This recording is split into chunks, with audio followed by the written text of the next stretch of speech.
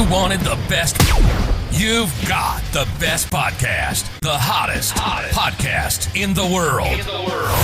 The Chris Voss Show, the preeminent podcast with guests so smart you may experience serious brain bleed. The CEOs, authors, thought leaders, visionaries, and motivators. Get ready. Strap yourself in. Keep your hands, arms, and legs inside the vehicle at all times, because you're about to go on a monster education roller coaster with your brain. Now, here's your host, Chris Voss. Hello, this is Voss here from the ChrisVossShow.com.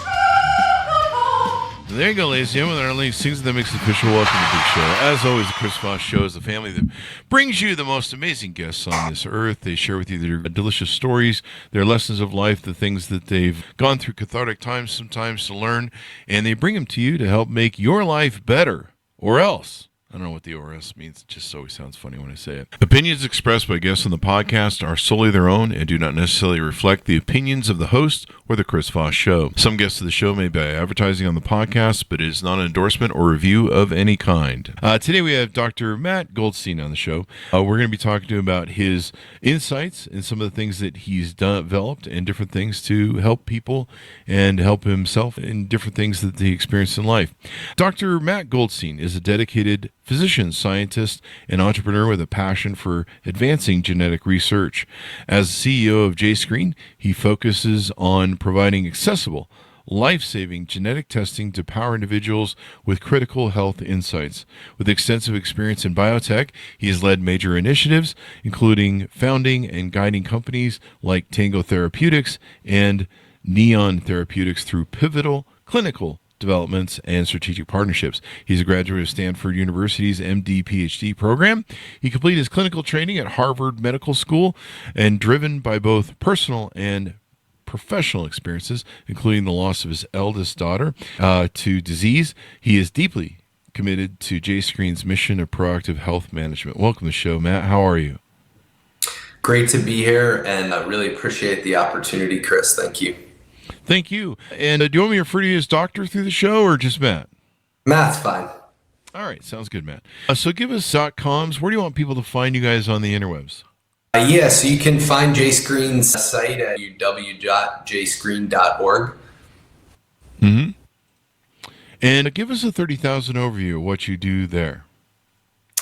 Yeah, JScreen is a service for patients, families, communities, as well as physicians that provides what we call genetic care navigation. It starts with education and information about what preventive genetics can do for you and when it is important. We offer access to testing, so a really easy way to sign up and get testing, and then support to and through that process, including guidance and care from our dedicated team of genetic counselors to help you, once you get your results, figure out what you do with them. There you go. When do you do this testing? Is this prenatal, or how does it work that way? Yeah, currently we offer two testing types. One of them is called preconception carrier screening. That is a test for about 250 different conditions that could be inherited by a child from their parents. And ideally, that test is done before a couple or an individual decides to get pregnant, but can also be done once an individual is pregnant. The other type of test that we offer is something called hereditary cancer testing, or hereditary cancer screening. About 10% of cancers are inherited, and there are certain genes that we can carry in our genome that put us at risk for those types of cancers. So that type of test is available and an opportunity for individuals really across an age spectrum to understand what their risk for cancer might be. So I could take that at 57 to see maybe what my risk might be. Totally. Yeah, 100%. There you go. What do people do when they get, like, if they, like, say you're in a relationship and, you're like, hey, we should have kids, eh? And they're like, okay. And they go in for testing and they find out maybe one of the partners is, like, riddled with all sorts of inheritable issues, maybe. I want to guests say? I mean, what do people do with that information? Like, do people go, wait, well, we're going to have to break up. I'm going to have to find somebody. Maybe I should, on dating, I should start testing people I want to mate with first. Maybe. I don't know. I'm like, here, take this test. Can you lick this swab really quick on the first date there? I'm not sure how popular you or how successful your dates would be if that's your strategy. But you never not successful anyway. Thanks for the setup there, bud. Thanks for setting that up. Not like it's working anyway. So I mean, might as well throw one more log in the fire. But I imagine, is there ways to? I mean, if you do genetic testing and you find out there's potential issues down the road, I guess there's. Can you do anything to try and mitigate those risks? I know we can't fuck with DNA yet, right? With the genome. I don't know. Yeah, it's a really great question and an important question, and one that is obviously evolving as our capabilities medically and scientifically get better. I think maybe the first thing is that nearly everyone will carry a variant, a mutation in some gene, and make them a carrier for some disease. That is almost a universal in some sense, and in most cases, that what we call carrier status, that mutation or that variant in your genome, doesn't impact the individual themselves, doesn't put the individual themselves at risk.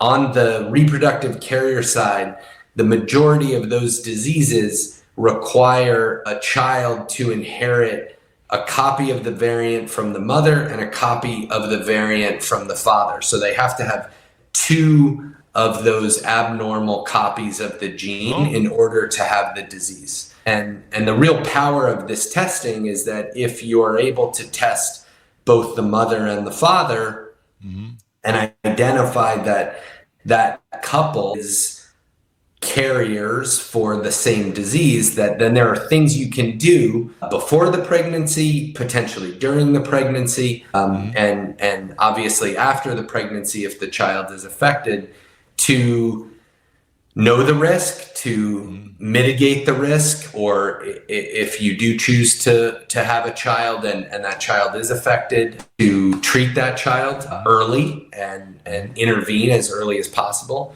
I think to put a sort of specific point on it, there are a few different things you can do if you find out that you are a carrier couple. So obviously you could decide not to have children. That's one decision. You could decide to adopt. That's another strategy. There's a very powerful technology within the IVF space, the in vitro fertilization space, called PGT, or pre-implantation genetic testing, where once the embryo is created from the father's sperm and the mother's egg, you can test that embryo to see if that embryo is affected, and then make a choice about which embryo you choose to implant. And so you can implant a healthy embryo and ensure that embryo does not carry the disease. And that's an incredibly powerful technology that my family has used itself. And I'm happy to tell you the story there, because I think it's an incredible demonstration of that. Please do give us the rundown on what the proponent was behind this in your personal experience. Yeah. So my personal story, and really what brought me to this work, is the story of my oldest daughter, who you mentioned at the beginning passed away. My wife and I are both Jewish, and there are a number of diseases that are more prevalent in the Jewish community. One of them is called Tay-Sachs disease. It is a devastating disease that is a neurodegenerative disease. Children with this disease, with the infantile form, usually die between the ages of 2 and 4, and there's no treatment.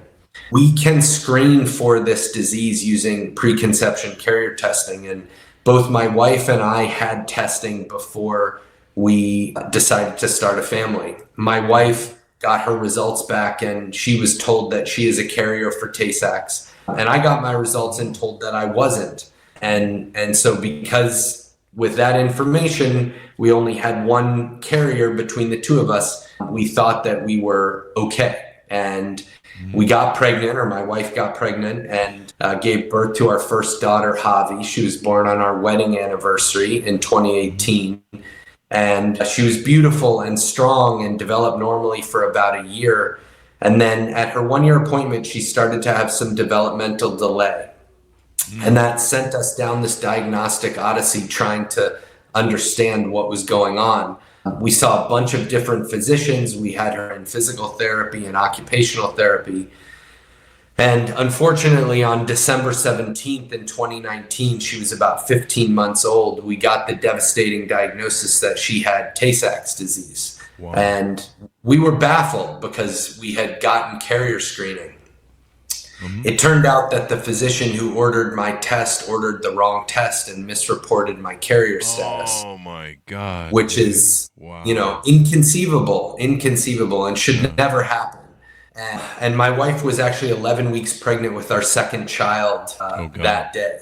And so the next afternoon we were in high risk OB, and she got a test called a chorionic villus sampling. It's kind of like an amniocentesis to test the fetus to see whether she was affected. And that fetus is our second child, Kaya. She is a carrier. She has my mutation. And she was born about 6 months after that diagnosis. Avi, our oldest, passed away in January of 2021. She was about 2.5. And that experience changed our life and obviously shattered our world in many ways. And about a year after Javi's death, my wife turned to me and said, we should have another kid. And we went down the path of IVF, and we used IVF in this technology called PGT. And we have a third child, a son. His name is Ezra, and he doesn't carry either mutation. Wow. So Tay-Sachs is gone from his lineage, which is incredibly profound and just an unbelievable demonstration of the power that we have in medicine today. And I'm grateful for the opportunity to share that story, and I hope that it serves as a helpful example for your listeners. Yeah, thank you. Yeah, heartbreaking to know, but at least we, there was a time where we didn't know or understand this stuff. We didn't have access to, I guess, the data, as it were. And now we do. And so we at least have a little bit more empowerment, or at least we can say, okay, this is why this happened. And then we can work to prevent it in the future. But yeah, definitely heartbreaking. And so now you help couples try and avoid that experience and try and make good choices. It's quite interesting. How do people work with you? Do they come to your clinic there, or how does it work when people won't need to interact with you in your business? Yeah, we're a fully virtual program. We serve people in all 50 states, and it's a pretty simple process. You can come to the JScreen website, sign up for either reproductive carrier screening or hereditary cancer screening, fill out some information about your family history, your insurance information, and then you get a test kit in the mail. It comes to your home. You spit into this tube, and that's how we collect the DNA. That kit then goes back to the lab. We've partnered with a genetic testing lab called Myriad Genetics. That's a great lab that's been around for a long time. They run the test, do the analysis of the DNA, and then generate a report. That report comes back to the patient, and then JScreen is there to provide support and guidance, answer questions, help with family members, and there for immediately after the test, but obviously well beyond that if there are any needs. Yeah. This is really awesome. I mean, that you can prevent these things. Is there any testing you can do for future stupidity? Because I need that for We can work on that, Chris. And as soon as I find it, I'll let you know. You can be the first one in. I think the whole world needs that right now, actually. It's got I hear that. So yeah, we need all the help we can get out here, folks. But no, it actually would be the way if they could fix stupidity and make it so that people didn't have Dunning-Kruger's disease. If they could solve the Dunning-Kruger's disease problem, we'd be in business. But no, this is really interesting, and it's extraordinary that that, these things can be done someday. I imagine, do you ever see a point in the future where we can muck around with DNA and where we could remove these sort of things prenatal? Yeah, there's actually an incredible technology that is available now called CRISPR technology. And CRISPR technology is a technology that allows us to cut and paste DNA. Wow. And the ability to use that tool to take out a abnormal gene and replace it with one that is functioning is something that is undoubtedly in our future. And we're already seeing the ability of versions of that in what we call gene therapy to cure diseases. So there are muscular dystrophies, which are devastating diseases for which there are now gene therapies that are available and can treat kids starting at very young ages and potentially even when they are in utero, when a woman is pregnant with a child. Mm-hmm. Is there a way to do gene changing where when they become teenagers, maybe they go mute for those teenage years or something? Something like that? Can we get that? That's a more complicated approach. Damn it. Hey, we need to work on these things, buddy. We need to solve the real problems. Anyway, not to diminish anything. Now, I noticed on your website there's 2 different kits people can get, hereditary cancer tests and reproductive carrier screening. They can either do both or whatever. I noticed that they're fairly inexpensive. Is that the full screening that you get, or is there a back fee? Yeah, so the way it works is there's an upfront program fee. That fee is $49. That includes a physician order, which every test needs a physician order, and we have a third-party physician ordering group that provides that order, reviews all the information that comes in, and provides that order for the patient. And that costs $39. So the majority of that upfront fee is passed through to that group for the order. Wow. And then there's a $10 program fee to JScreen, which covers the cost of the services we provide.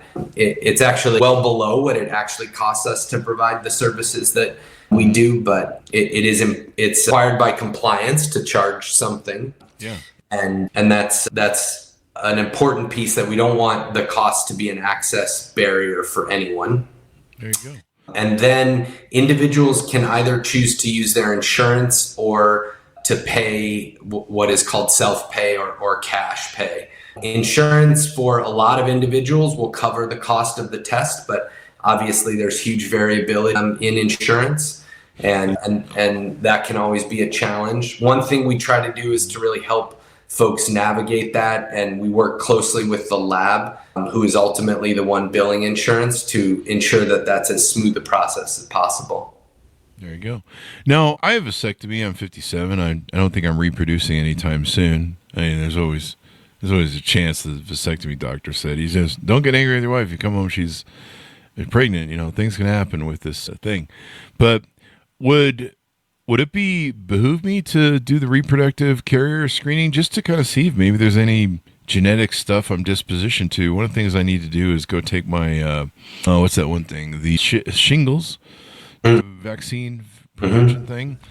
Would it tell me if I'm going to get shingles, or maybe it might tell me some other things that might pop up? The hereditary cancer test, definitely, right? Yeah, I think the reproductive screen is obviously of highest yield for individuals who are thinking about starting a family. There are, decent arguments that I think could be made for knowing what your carrier status is to inform your kids or other relatives who may be in that phase of life where they're thinking about starting a family. That information, we often say knowledge is power, and that information can be tremendously informative. But generally speaking, the reproductive carrier screening is most appropriate and applicable for folks who are in the reproductive window and who are thinking about that. But as you said, the hereditary cancer screen, that is one that could be important and could meaningfully impact the kinds of things you might do to monitor or screen or potentially make changes to mitigate the risk of developing one of those cancers down the line. Yeah, there's been people that, there's been women that they have a high propensity for breast cancer. They'll actually have a preventative mastectomy. Is that right? Yep. Done. And I always thought that was a little extreme, but I mean, if you got a high propensity of it, why take the risk, I guess? I don't know. Yeah, I think, those are obviously incredibly personal decisions, but if in the case of what you're referring to, in the case of an individual who has a BRCA mutation, a BRCA mutation, which is probably one of the most well-known breast cancer risk genes, it also puts you at risk for a number of other cancer types, ovarian, pancreatic, and others. The risk of getting cancer if you carry that mutation is 85%. It's high, and by undergoing a mastectomy or removing your ovaries, you reduce that risk entirely, and that is an incredibly profound and impactful thing to be able to do. Yeah. It's crazy. Anything more we need to talk about what you guys do and what you guys offer there? I know you mentioned something about your wife writing some stuff that was very helpful. Yeah, my wife wrote a memoir called 57 Fridays. I'm biased. It's obviously a book about our experience with our daughter, and it's a beautiful book. It's a beautiful and powerful story. It's obviously a tragic one, but I think it is one that has messages and learnings about how to live an inspired life and what it means to show up for people who are going through hard things, which, as much as we try to hide from the tough stuff, it comes for us all at some point.